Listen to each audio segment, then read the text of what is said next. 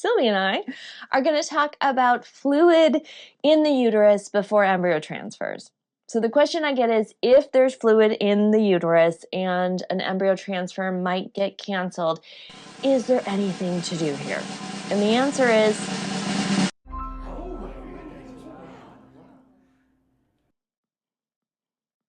so the question I get is, if there's fluid in the uterus and an embryo transfer might get canceled, is there anything to do here? And the answer is possibly. There are definitely some DIY self-care tricks to help reduce the fluid buildup that you should give a try to. But honestly, if those don't work, protocol tweaks with your doctor may have an even bigger impact for some people. So let's dive in. Okay, let's start with, why does the fluid in your uterus even matter and where is it coming from? Now, normally when estrogen peaks before ovulation, it triggers cervical mucus production, right? We know this.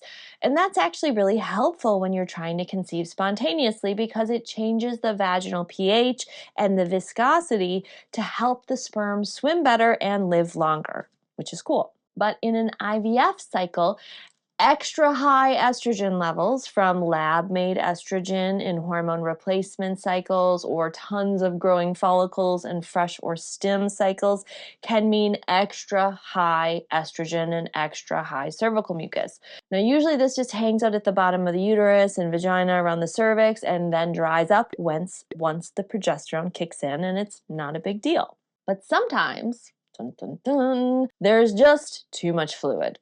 Or it gets caught in these little pouches from past C-sections or uterine surgeries, which are technically called isthmus seals. If you've had a C-section, there's a decent chance you have an isthmus seal. And if the fluid lingers in any of these places too long, then it can lead to bacterial growth and changes in your uterine lining that makes it not as great for implantation. And after everything that you've done to get here, that sucks. So now we know where the excessive uterine fluid is coming from, that extra high estrogen and lab-made estrogen in particular, and why it's annoying. Let's talk about what you should try to do about it. Think about this in 3 parts. Thin the fluid, move the fluid, give it a clear path to drain. So first, thin the fluid. I want you to stay hydrated. You don't need to drown yourself in Stanley cups, but drink water consistently with electrolytes if you like that. Also consider guaifenesin. This is the active ingredient in just plain Mucinex.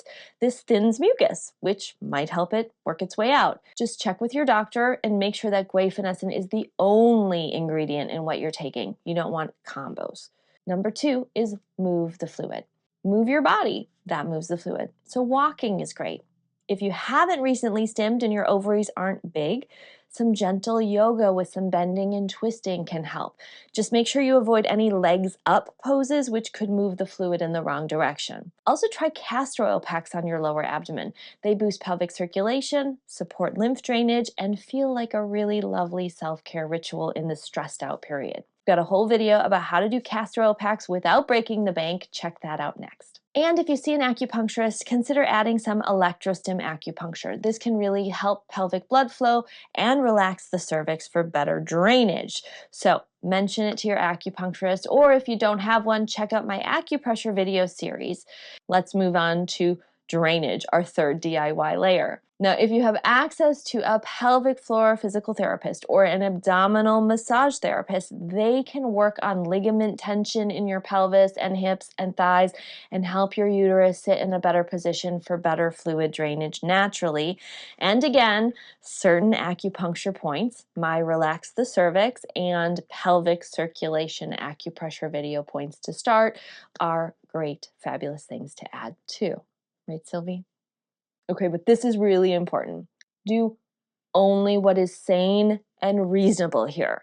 If you go into full fight or flight mode trying to beat that fluid, the cortisol, the stress hormones, will actually reduce pelvic blood flow to your uterus. So this has to be balanced and not frantic and crazy making. Doing big picture things like my tipping your stress scales video can also be big picture additions that make ripples, they really make ripples for this fluid and keep you sane.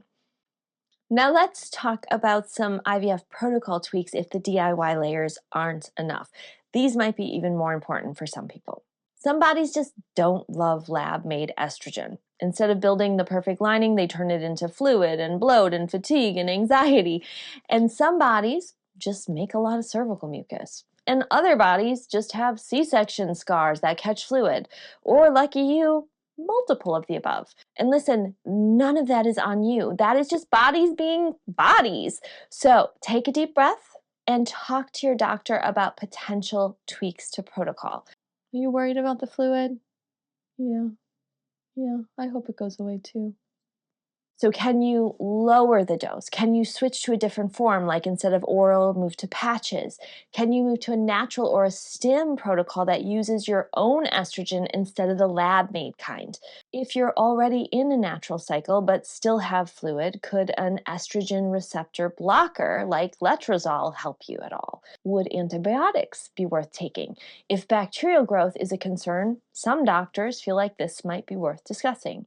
Also, last but not least, could your doctor aspirate? That's fancy for suck out that fluid. Sometimes it's an option. And stay big picture. I know that the unknowns and the lack of control in IVF and infertility in general are brutally hard. They're the worst. And it's so tempting to hyper focus on that fluid. But remember, this is not just about this fluid and your uterus. Your uterus is like the nursery, but you wouldn't only work on the nursery while the rest of your house falls apart. Your entire body and mind matter a lot here for a healthy transfer and implantation and pregnancy. This is not just about this one thing, as tempting as it is to feel that way. We would be extinct if you had to be perfect. People who've had prior C-sections have other babies. Thicker linings might be statistically better, but if you've done all you reasonably can, I know plenty of people who have had less than perfect linings who have had beautiful, healthy pregnancies. Do your best and then try to let go. If you want more tools for navigating the emotional and physical roller coaster of IVF and the unknowns and lack of control, check out my IVF Insider course and also my 90-Day Baby You Want course.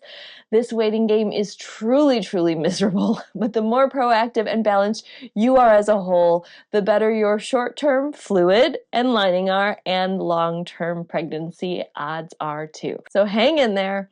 I'm cheering you on. I hope the cycle is still a go and a good one for you, and I'll see you next time.